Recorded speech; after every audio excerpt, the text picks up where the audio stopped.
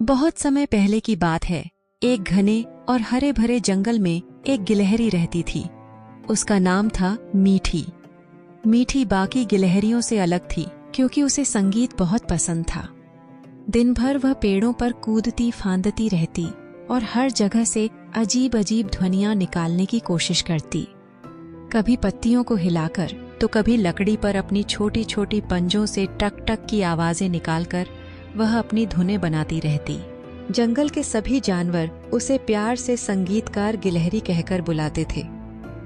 हर एक सुबह मीठी एक नई धुन के साथ अपने दिन की शुरुआत करती और धीरे धीरे उसकी धुनें जंगल में मशहूर हो गईं।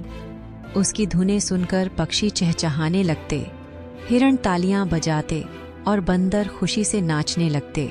लेकिन एक दिन जंगल में अचानक एक भयानक तूफान आया। सभी जानवर डर के मारे अपने अपने घरों में छुप गए। तूफान के बाद जंगल में सन्नाटा छा गया। पत्ते बिखरे पड़े थे और पेड़ भी उदास लग रहे थे।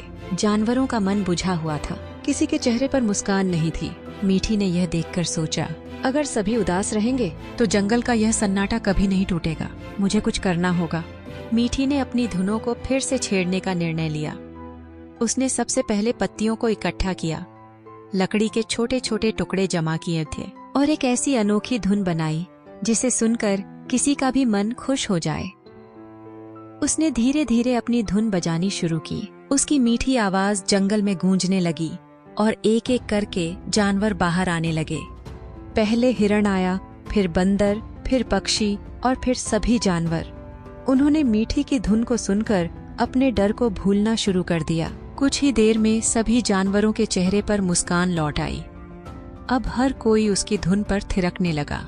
मीठी की संगीत से भरी धुन ने पूरे जंगल को फिर से खुशहाल बना दिया। उस दिन के बाद से जंगल के सभी जानवरों ने मीठी को जंगल का संगीतकार का खिताब दे दिया।